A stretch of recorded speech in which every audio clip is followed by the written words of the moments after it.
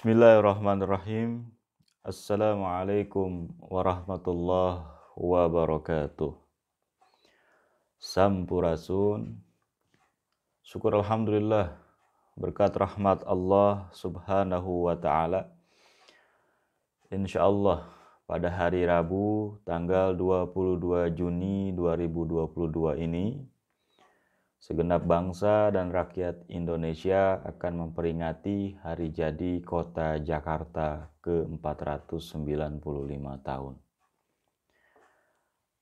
Hari jadi ini berkait erat dengan peristiwa sejarah saat Fatahillah dengan dukungan tentara Islam Demak, Cirebon, Banten berhasil mengusir tentara Portugis dari Pelabuhan Sunda Kelapa pada tanggal 22 Juni 1527. Di kalangan zuriyah Kesultanan Demak, Cirebon, Banten, diyakini bahwa kemenangan pasukan Fatahillah itu bersumber dari keyakinan mendalam terhadap firman Allah, "Inna fatahna laka fathan mubina."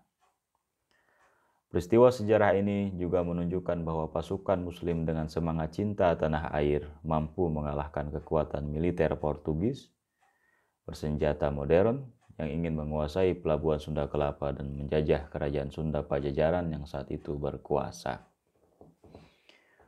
Pertempuran hidup mati dalam mempertahankan Pelabuhan Sunda Kelapa itu disebut sebagai ajang jihad fisabilillah oleh Pangeran Fatahillah. Panggilan jihad itulah yang membuat para prajurit Demak, Cirebon, Banten bangkit semangat pengorbanannya untuk mengusir prajurit Portugis. Tujuan pokoknya cuma satu, yaitu mempertahankan Pelabuhan Sunda Kelapa milik Kerajaan Sunda Pakuan atau Sunda Pajajaran agar tidak dikuasai bangsa Portugis. Maka dari itulah saya, Maulana Akbar Syarif Al-Bantani, baik selaku Sunda Putra dan Siliwangi Putra berusia muda maupun selaku Presiden Lajnah Tanfiziyah Pimpinan Pusat Organisasi Kemasyarakatan Kaum Muslimin Indonesia LTPP Ormas kami, memandang perlu untuk menyampaikan sambutan resmi dalam rangka menyambut hari jadi Kota Jakarta ke-495 tersebut. Bangsa dan rakyat Indonesia yang saya hormati, masyarakat Jakarta yang saya cintai, dan segenap kaum muslimin yang saya muliakan. Kota Jakarta dengan usianya yang mencapai sekitar 495 tahun itu telah menuliskan sejarah perjalanan hidupnya sendiri. Bahkan lebih dari itu, bila kita hubungkan dengan keberadaan Kerajaan Salaka Nagara dan Kerajaan Tarumanagara sampai Kerajaan Sunda Pajajaran yang berkait erat dengan sejarah Pelabuhan Sunda Kelapa, bisa jadi usia Kota Jakarta bukan cuma 495 tahun. Ini berarti kawasan permukiman, peradaban, agama, tradisi, dan kehidupan sosial di wilayah Jakarta sudah tumbuh kembang begitu lama, menembus waktu berabad-abad, dengan heterogenitas suku bangsa yang mendiaminya. Maka dari itu, sungguh masuk akal bila semua penguasa pada zamannya bersepakat untuk menetapkan Jakarta sebagai pusat pemerintahannya. Sekurang-kurangnya seperti apa yang dilakukan kaum penjajah, mulai VOC, Belanda, Prancis, Inggris, sampai Jepang, sehingga pemerintah negara Republik Indonesia di zaman Presiden Soekarno umpamanya juga menetapkan Jakarta sebagai ibu kota negara dengan status sebagai daerah khusus ibu kota yang dipimpin oleh seorang gubernur. Bukan cuma itu,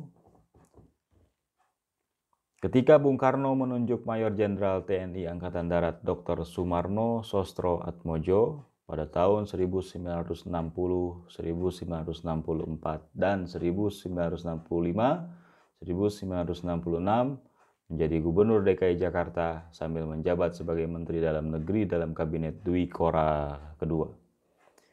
Ini merupakan bukti bahwa bagi Bung Karno, posisi Gubernur DKI Jakarta berbeda derajatnya dibandingkan dengan gubernur provinsi di provinsi lain. Itulah sebabnya maka Bung Karno kemudian menugaskan mantan Menteri Perhubungan Laut, Letnan Jenderal KKO atau Marinir Ali Sadikin untuk menjabat sebagai Gubernur DKI Jakarta. Beliau kemudian populer dengan sebutan Bang Ali.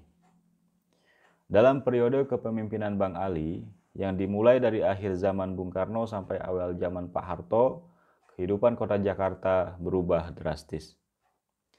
Bang Ali dengan karir kemarinirannya seperti berhasil, walau tidak sempurna, dalam merombak kota Jakarta dari sebuah kampung besar, the big village, menjadi sebuah kota besar, metropolitan city.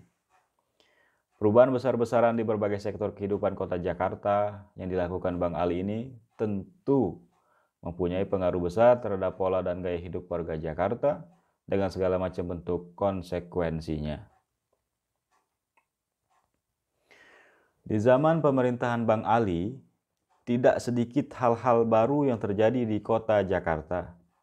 Sekedar contoh dapat saya sebutkan, di antaranya pesta muda-mudi di sepanjang Jalan Tamrin, setiap malam ulang tahun Jakarta, Pekan Raya Jakarta di kawasan Monas, sebagai bagian acara ulang tahun Jakarta, pemilihan Abang None Betawi, Taman Rekreasi Jaya Ancol, Taman Ria Senayan, munculnya komplek perumahan mewah di Pondok Indah, Kelapa Gading, Pluit, Permata Hijau, dan lokasi lainnya, bermunculannya gedung-gedung bertingkat tinggi di sepanjang Jalan Sudirman Tamrin, termasuk gedung tinggi di Komplek Balai Kota Merdeka Selatan, dibangunnya pusat perdagangan dan pertokoan mewah, bermunculannya hotel-hotel megah di berbagai penjuru kota, diadakannya program perbaikan kampung melalui proyek MHT atau Muhammad Husni Tamrin, dibangunnya kawasan industri di Pulau Gadung dan daerah Jakarta lainnya. Kesemuanya ini menimbulkan dampak multidimensinya sendiri, mulai naiknya angka pertumbuhan penduduk pendatang, meningkatnya jumlah kendaraan yang membadati jalan, makin memburuknya masalah banjir, makin meluasnya kasus alih fungsi lahan, makin membesarnya kasus kepadatan penduduk, menguatnya kasus perusakan lingkungan, meningkatnya masalah pengelolaan sampah, memburuknya kualitas aliran sungai, dan lain sebagainya. Kenyataan hidup kemudian menunjukkan bahwa perkembangan kota Jakarta selain menambah kenikmatan hidup juga menambah kesulitan hidup bagi warga kotanya. Inilah problematika Jakarta yang terus tumbuh dan bertambah sejalan dengan usianya yang makin tua, sehingga ada pepatah sindiran yang berbunyi, ibu kota lebih kejam dari ibu tiri. Bangsa Indonesia yang saya hormati, kaum Betawi yang saya cintai, kaum muslimin yang saya muliakan. Gerak tumbuh jalannya roda pemerintahan dan permukiman di kota Jakarta ini, menurut para sejarawan, sudah dimulai dari tahun 397 sampai tahun 1527 Masehi, yang berpusat di kawasan Pelabuhan Sunda Kelapa. Pada saat itu, Sunda Kelapa adalah bagian dari wilayah Kerajaan Sunda Pajajaran yang berpusat di Dayeuh, Pakuan, mungkin tepatnya di kota Bogor sekarang ini. Diperkirakan pada tahun 1521 atau 1522, pemerintah Portugis membuat perjanjian dengan Prabu Surawisesa yang mewakili Kerajaan Sunda Pajajaran setelah Prabu Siliwangi tidak berkuasa lagi karena ngahiang atau tilem, menghiang atau mangkat, atau juga yang berpendapat beliau wafat.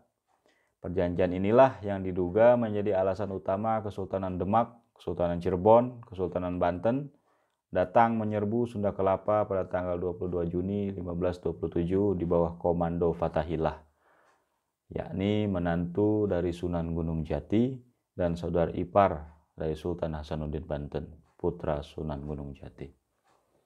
Di sepanjang tahun 1527 sampai 1619, kawasan Sunda Kelapa yang sudah diganti namanya menjadi Jayakarta berada di bawah kekuasaan Kesultanan Demak, Kesultanan Cirebon, Kesultanan Banten. Dalam diskusi para sepuh masyarakat Jakarta, Cirebon, Banten, diyakini ada beberapa orang yang memimpin kota Jakarta, yaitu Pangeran Fathahillah yang dianggap sebagai Pangeran Jayakarta I, Pangeran Tubagus Angke sebagai Pangeran Jakarta II, Pangeran Tubagus Wijaya Krama sebagai Pangeran Jayakarta ketiga, dan Raden Ahmad Jaketra sebagai Pangeran Jayakarta IV.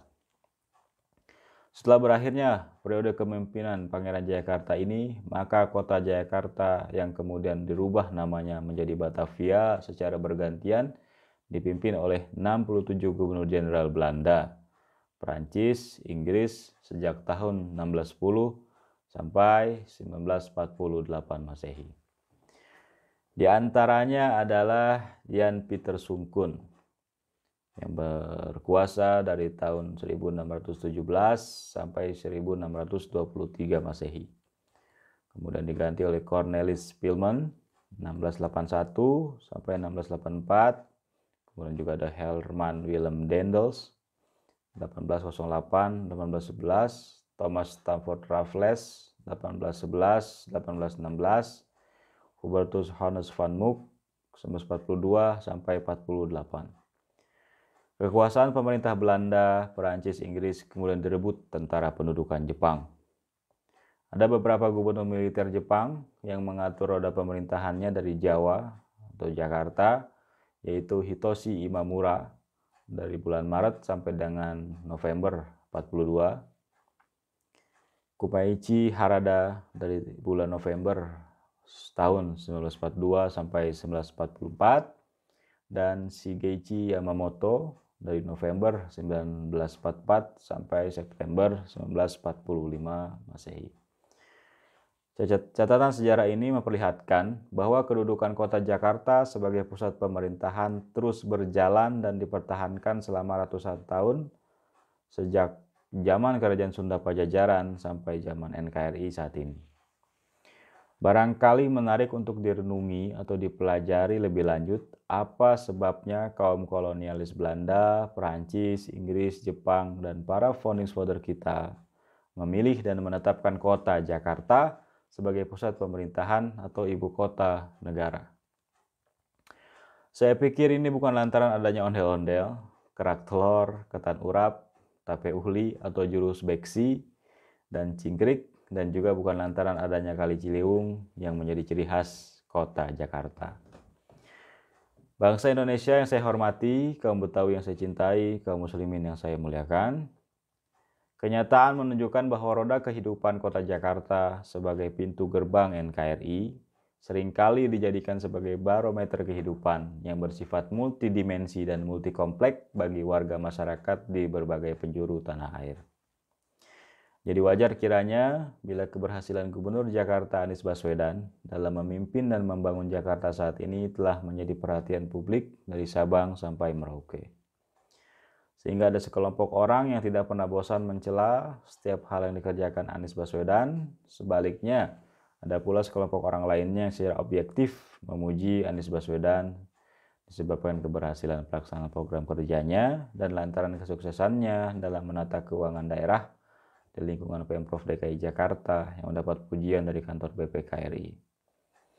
Perbedaan pandangan seperti ini sah-sah saja dan biasa terjadi di alam demokrasi. Kota Jakarta sudah sejak zaman dahulu kala menjadi saksi dan sekaligus menjadi bumi persemaian tumbuhnya benih-benih demokrasi itu. Kondisi sosial politis dan reaksi masyarakat yang kini dihadapi Gubernur Anies Baswedan pernah pula dihadapi oleh para mantan Gubernur DKI Jakarta lainnya. Mereka itu diantaranya 1. Letnan Jenderal TNI Angkatan Darat Haji Cokro Pranolo atau Bang Noli dari tahun 1977 sampai 1982, yang mana Bang Noli ini merupakan ex-ajudan pribadi Jenderal Besar Sudirman. Kedua, Letnan Jenderal TNI Angkatan Darat Haji Suprapto atau ex-sekjen Kemendagri yang menjabat dari tahun 1982 sampai 87. Yang ketiga, Letnan Jenderal TNI Angkatan Darat Haji Wiyogo Atmodarminto, yang mana beliau merupakan ex-Panglima Kostrat atau Pangkostrat tahun 87 sampai 92. Lalu kemudian keempat yakni Letjen TNI Angkatan Darat Haji Suryadi Sudirja dari tahun 92 sampai 97, yang mana beliau merupakan ex-Pangdam Jaya dan juga pernah menjabat sebagai Menteri Dalam Negeri tahun 99 sampai 2001. Yang kelima, Letnan Jenderal TNI AD Haji Sutioso atau Bang Yos dari tahun 97 sampai 2007, yang mana beliau merupakan sama ex-Pangdam Jaya dan juga pernah menjabat sebagai Kepala BIN.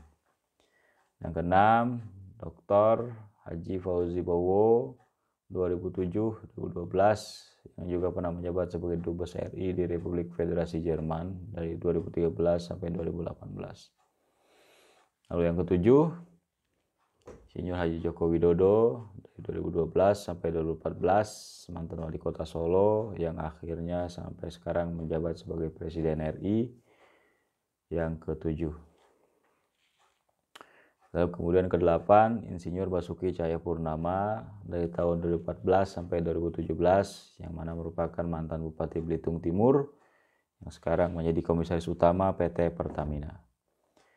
Kesemua gubernur DKI Jakarta itu baik yang berlatar belakang perwira tinggi militer ataupun dari kalangan politisi maupun profesional tampaknya telah bekerja dan berusaha untuk memecahkan problema Jakarta sesuai dengan koridor kondisi objektif yang dihadapi pada zamannya.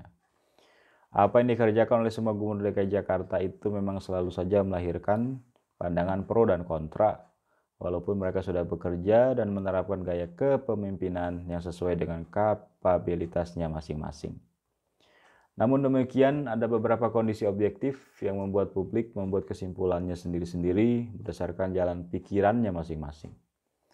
Tentu saja, analisa komparasi yang mereka pakai dalam menilai prestasi masing-masing gubernur Jakarta itu tidak mungkin dicegah atau dibatasi. Metode analisa seperti itulah yang membuat Bang Ali dan atau Anies Baswedan dinilai mampu meraih prestasi terbaik dalam memimpin kota Jakarta. Apapun bentuk perbedaan pandangan kita terhadap hasil kerja dari para gubernur Jakarta tersebut, tapi yang jelas di hari ulang tahun yang ke-495 tahun ini, kondisi kehidupan kota Jakarta agaknya terasa lebih nyaman dibandingkan situasi sebelumnya. Inilah sekaligus membuktikan bahwa Gubernur Jakarta, baik yang berlatar belakang pati militer ataupun non-militer, masing-masingnya mempunyai kekurangan dan kelebihannya masing-masing. Bangsa dan rakyat Indonesia yang saya hormati, masyarakat Jakarta yang saya cintai, dan kaum muslimin yang saya muliakan.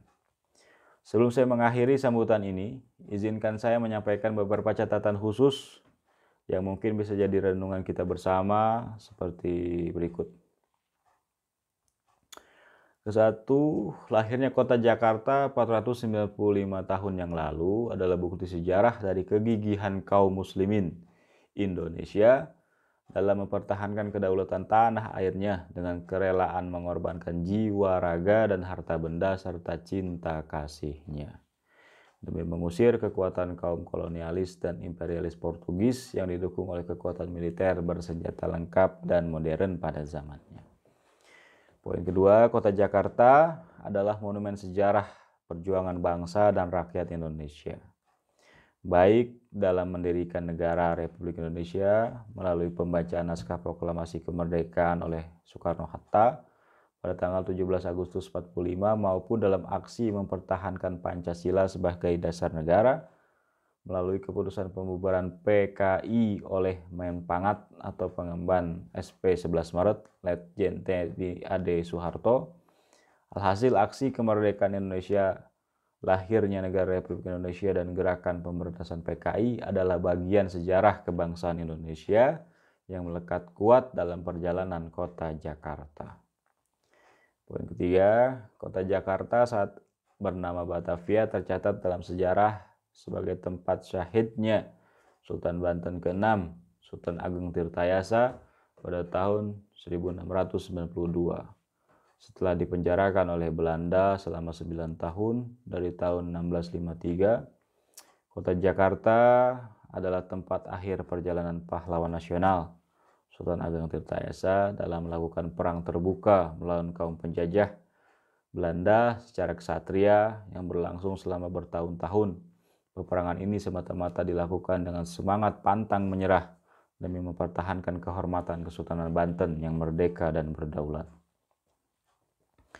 Poin keempat, Kota Jakarta menjadi saksi bisu dalam proses pemenjaraan Pangeran Diponegoro yang bertahun-tahun berperang melawan pasukan penjajah Belanda.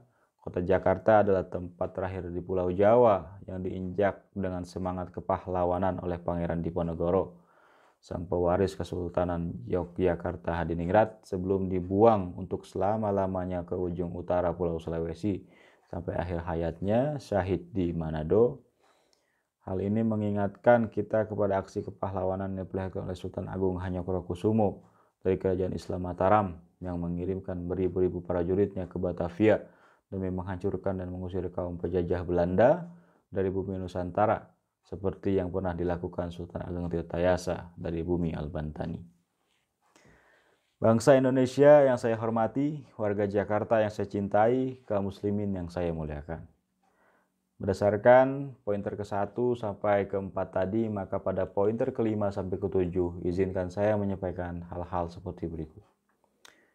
Kelima, Kota Jakarta dengan semangat anti-kolonialismenya telah melahirkan tokoh jawara legendaris dengan julukan Si Pitung, yang populer dengan keberanian dan keperkasaannya, terutama dalam melindungi dan membela kaum miskin yang tertindas. Seperti pepatah, esa hilang dua terbilang.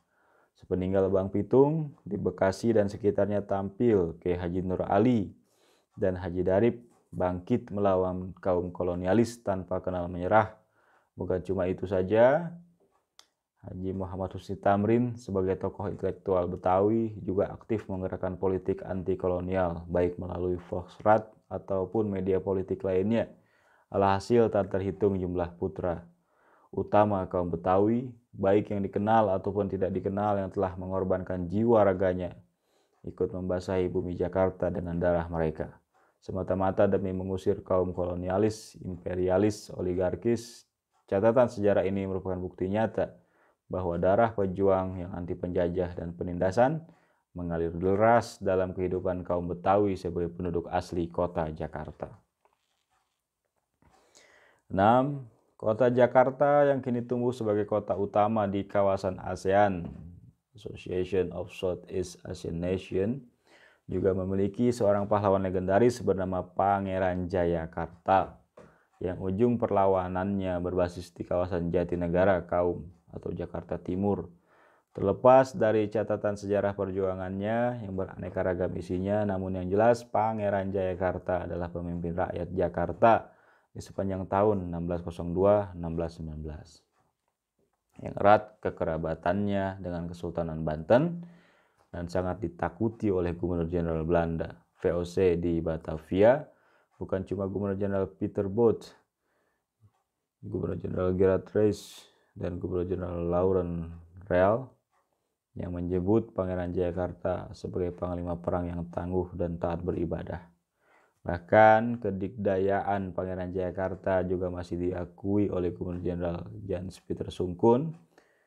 Walau Jans Pieter Sungkun pada 30 Mei 1619 mampu merubah nama kota Jayakarta menjadi Batavia, yang kemudian populer dengan sebutan Betawi.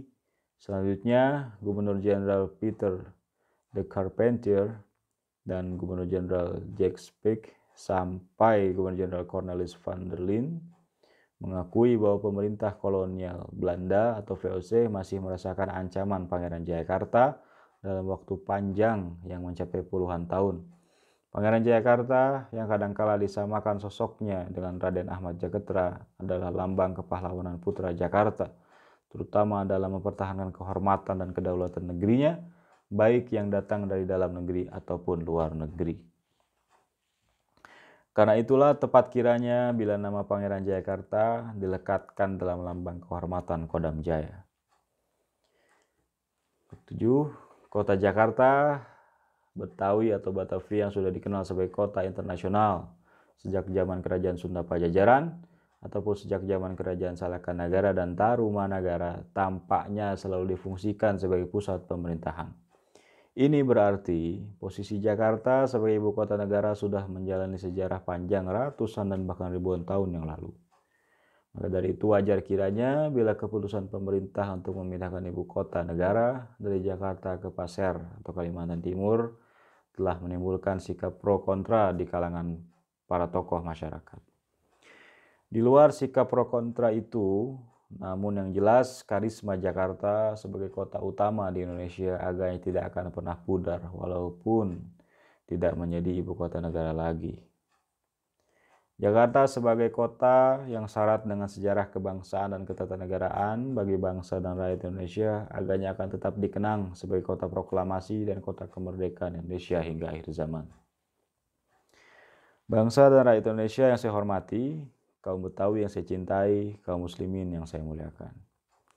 Ketujuh pointer yang saya sebutkan tadi tampaknya bisa kita jadikan dasar untuk mengatakan bahwa kedudukan Jakarta baik sebagai ibu kota NKRI maupun sebagai monumen hidup dari perjalanan sejarah bangsa Indonesia, sungguh sulit digantikan keberadaannya oleh kota-kota lain di Indonesia.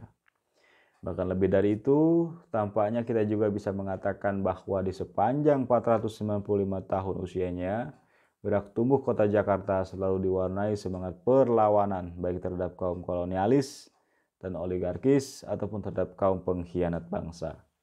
Maka dari itu, sesuai dengan perjalanan sejarahnya, maka kota Jakarta yang sering disebut sebagai pintu gerbang NKRI dan serambi Nusantara agaknya pantas diberi gelar sebagai kota Pancasila gerbang Bhinneka Tunggal Ika yang pemimpinnya haruslah seorang gubernur konstitusionalis seperti Pak Marno, Bang Ali, Bang Noli, Bang Yos, ataupun Bang Anies dan para gubernur Jakarta yang lainnya. Sehingga wajar kiranya jika Gubernur Jawa Barat Ridwan Kamil mengatakan kalau Mas Anies dalam kacamata saya walaupun cuma satu periode ya, tapi kan posisinya Jakarta pusat atensi, maka nggak bisa disaingi oleh gubernur se-Indonesia Raya karena pusatnya adalah Jakarta.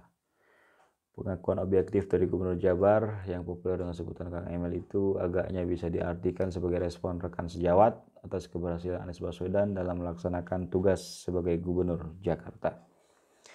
Maka dari itu cukup beralasan dan masuk akal kiranya jika Partai Nasdem dan sejumlah kelompok relawan yang tumbuh subur secara swadaya di berbagai penjuru tanah air bersepakat untuk memilih dan menetapkan Gubernur Jakarta Anies Baswedan sebagai kandidat calon presiden Republik Indonesia periode 2024-2029 yang akan diperjuangkan kemenangannya dalam pemilu atau Pilpres 2024 sesuai dengan undang-undang perpolitikan yang berlaku. Tentu saja hal serupa juga akan dilakukan oleh pendukung Ridwan Kamil, Prabowo Subianto, Ganjar Pranowo, Agus Harimurti, Sandiaga Uno, Erlangga Hartarto, Lanyala Mataliti, dan yang lainnya. Dalam alam demokrasi yang dianut di Indonesia, beda pilihan dan beda calon itu bukan suatu hal yang dilarang. Sepanjang dilakukan dengan jujur, adil, bebas, dan rahasia. Apapun hasil dari agenda politik nasional kita itu, namun yang jelas kota Jakarta akan tetap menjadi saksi utama siapa yang akan turun dan siapa yang akan naik sebagai pemimpin nasional Indonesia di masa yang akan datang. Bangsa dan rakyat Indonesia yang saya hormati, kaum Betawi yang saya cintai, dan kaum muslimin yang saya muliakan. Demikianlah sambutan hari jadi kota Jakarta ke-495 atas nama seluruh kader dan jamaah ormas kami yang dapat saya sampaikan, walau cukup melelahkan dan tidak menyenangkan, baik untuk mendengarkannya ataupun memahami isinya secara baik dan benar. Oleh karena itu, di penghujung sambutan ini, saya, Maulana Akbar Syif Al-Bantani, selaku Presiden Ormas kami, dan Herman Sugara Jayakarta SMEC, selaku Sekjen Ormas kami, mohon izin mengucapkan kata-kata seperti berikut. Selamat hari jadi Kota Jakarta ke-495 Dirgahayu, daerah khusus Ibu Kota Jakarta. Jayalah Jakartaku, bangkitlah NKRI-ku. Ya Allah, rahmatilah dan berkahilah para pemimpin maupun rakyat Jakarta di hari jadinya yang ke-495 demi terwujudnya kebahagiaan hidup yang hakiki bagi bangsa dan rakyat Indonesia. Amin ya rabbal alamin. Selanjutnya marilah kita panjatkan doa kepada Allah Subhanahu wa taala teruntuk para pahlawan, pejuang, mujahid yang telah mengorbankan jiwa raganya demi mempertahankan kota Jakarta. Ya Allah, masukkanlah para pahlawan mujahid kami yang telah gugur dalam membela kehormatan kota dan rakyat Jakarta ke dalam surgamu yang penuh ampunan kenikmatan. Ya Allah, kabulkan doa kami ini. Sallallahu alaihi sayyidina Muhammad wa ala alihi wa sahbihi ajma'in. Syai'ulillahi lahumul Fatihah. A'udzubillahi minasyaitonir rajim. Bismillahirrahmanirrahim. Alhamdulillahirabbil alamin arrahmanir rahim maliki yaumiddin. Iyyaka na'budu wa iyyaka nasta'in ihdinas siratal mustaqim siratal ladzina an'amta 'alaihim ghairil maghdubi 'alaihim waladdallin. Akhirnya saya sampaikan permohonan maaf bila dalam sambutan saya ini ada ucapan atau ungkapan kata yang tidak enak atau temerenah didengar. Atas perhatian dan kesabaran para pemirsa dalam mendengarkan sambutan LTPP Ormas kami ini, saya haturkan ucapan terima kasih. Mudah-mudahan Allah Subhanahu wa taala melimpah ruahkan rahmat barakahnya terutama kepada seluruh saudara saya dari warga Betawi dan masyarakat Jakarta dimanapun berada yang saat ini sedang merayakan Hari Kota Jakarta ke-495, sehingga seluruh warga Betawi dan masyarakat Jakarta serta Kota Jakarta senantiasa berada dalam perlindungan Allah di dalam menjalani roda kehidupannya sehari-hari. Nasrun minallah fathun qarib wa basyiril mu'minin billahi fisabil haq. Assalamualaikum warahmatullahi wabarakatuh. LTPP Ormas kami, Presiden Maulana Akbar Sharif Al-Bantani, Sekretaris Jenderal Herman Sugara, Jakarta, SE, MEC.